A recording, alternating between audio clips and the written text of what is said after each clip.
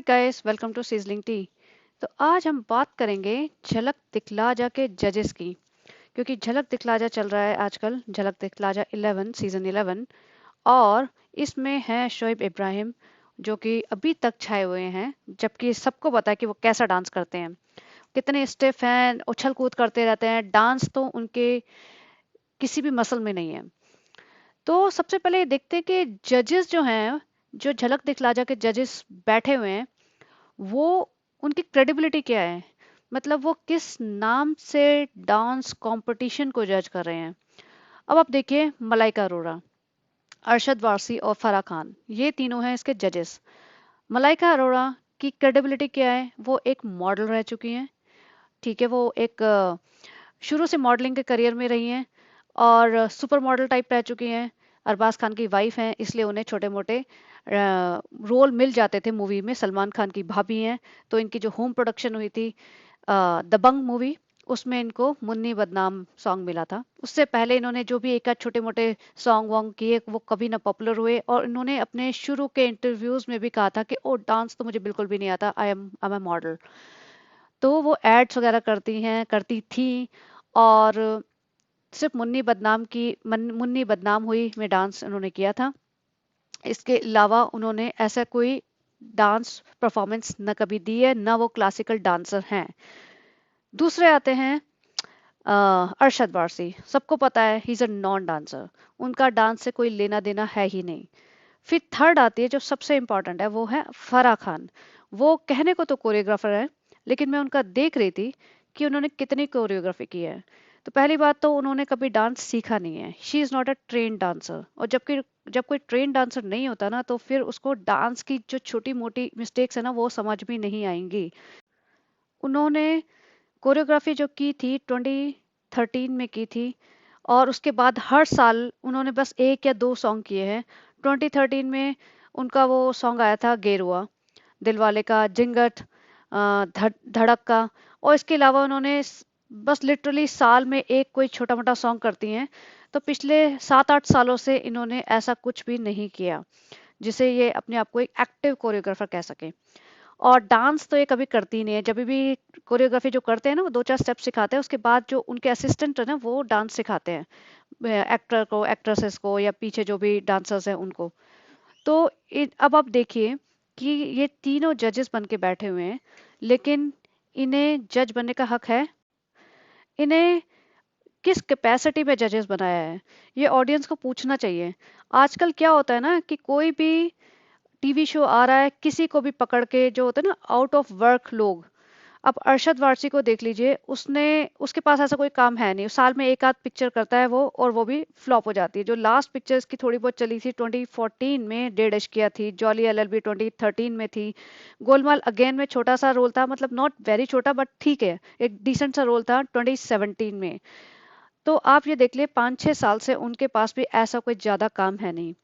फराह खान ने भी ऐसा कोई डायरेक्शन की नहीं है अभी रिसेंटली, तो वो भी kind of out of work है। मलाइका अरोड़ा तो already she is always looking for work, छोटे मोटे जो जजेस वजेस के मिल जाते हैं। और मलाइका अरोड़ा एक एमटीवी वीजे रह चुकी हैं।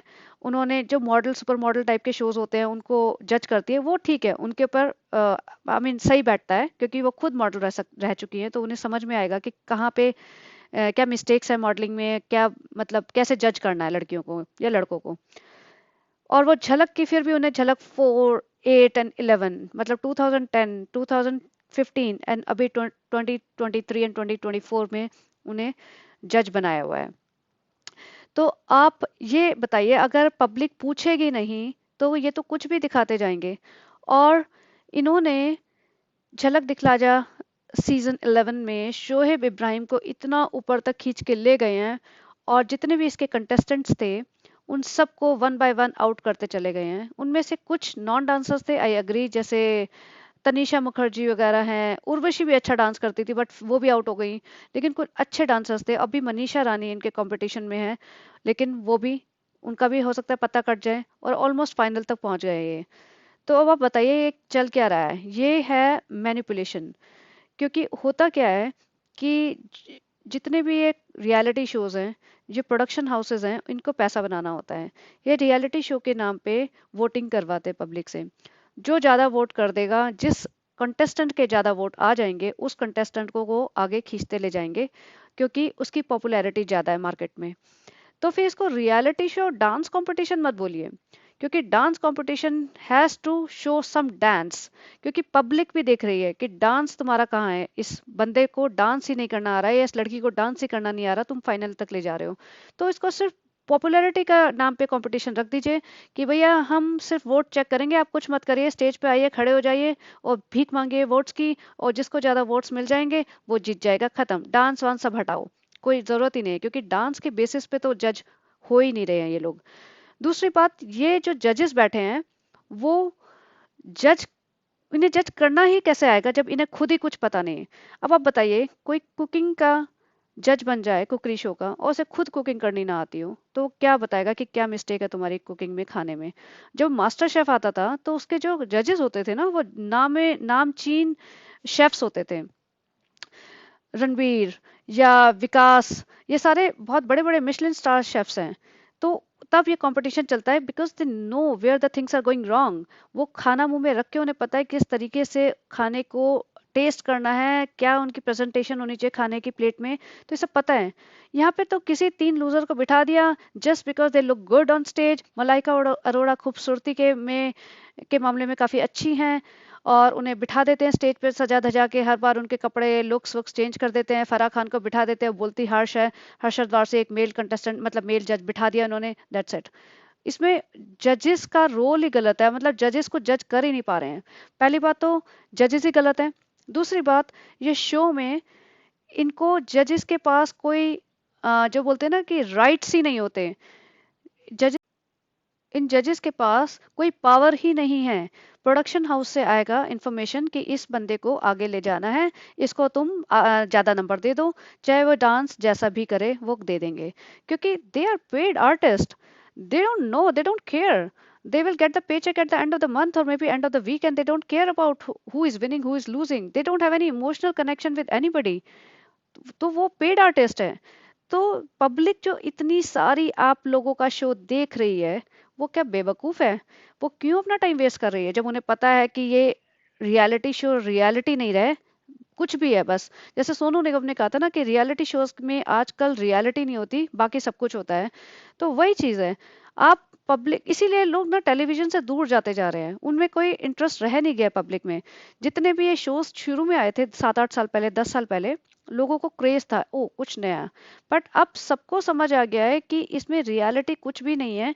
अगर आप, जैसे बिग बॉस वगैरह है, उसमें समझ में आता है कि कौन बंदा स्ट्रांग है उसको वो आगे तक ले जाते हैं, समझ में आता है कि, लेकिन इसमें जब पूरे देश में इतने बड़े बड़े आर्टिकल्स छप रहे हैं, ट्विटर पे इतना आर्ग्यूमेंट हो रहा है, ऑनलाइन सोशल मीडिया पे इतना आर्ग्यूमेंट हो रहा है कि शोएब इब्राहिम किस बेसिस पे जीते जा रहा है। तो मेरा ये उन जजेस से, आई मीन प्रोडक्शन हाउस से एक्चुअली क्वेश्चन है कि आपने जो जजेस बिठाए हैं उनकी क्रेडिबिलिटी हमें बताइए। आप बताइए किस बेसिस पे आपने उन्हें जज बनाया है। आप कोई पेंटिंग का शो खोलें और उसमें आप नॉन पेंटर को बोल दें कि अच्छा नंबर दे दो, जो भी बच्चे हैं इन्होंने पेंटिंग की है।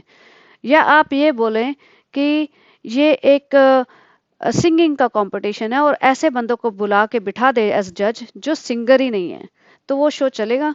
क्योंकि जितने भी सिंगिंग कॉम्पिटिशन्स होते हैं उसमें मोस्टली सिंगर्स होते हैं ना, जो रिनाउंड सिंगर्स, जो प्रोफेशनल सिंगर्स होते हैं, वही जजेस होते हैं। तो हमारे यहाँ डांस कंपटीशन में ऐसा, ऐसे उल्टे सीधे जजेस क्यों बिठा दिए जाते हैं? अब एक और शो आ रहा है जिसमें माधुरी दीक्षित और क्या नाम है उनका, सुनील शेट्टी, वो जज हैं। और मैं इसलिए बता रही हूँ क्योंकि मैंने वो देखती हूँ, वर्षा सोलंकी को मैं फॉलो करती हूँ। वर्षा सोलंकी इंस्टाग्राम पे रील्स बनाती है, फनी रील्स। तो इसलिए मुझे पता है कि वो उस शो में पार्टिसिपेट कर रही हैं। तो उसमें Madhuri Dixit is a train dancer, she is a classical dancer, उनका डिफरेंट फॉर्म्स ऑफ डांसेस आते हैं। तो she is not going to जज somebody who doesn't know D of dance. तो यहाँ पे तो कुछ भी नहीं दिख रहा है ऐसा। अगर आप जज होके किसी को भी नंबर देते जाएंगे just because of the pressure from channel और production house, then you are not qualified to be a जज। आपको वहां से हट जाना चाहिए अगर आपको अपनी सेल्फ एस्टीम जरा सी भी है आपके अंदर। तो बस इतना ही कहना चाहूंगी कि इस तरह के शोज का बॉयकॉट होना चाहिए जहाँ पे जजेस ऐसे बिठा दिए जाते हैं जिन्हें उस शो के बारे में कोई नॉलेज ही नहीं है। तो चलिए गाइस, इतना ही कहना था। If you like this content, please like, share and subscribe, and please do not watch these kind of shows where judges are biased and they do not have any knowledge about the competition or the show, especially reality shows. Thank you. Bye bye. Have a great day.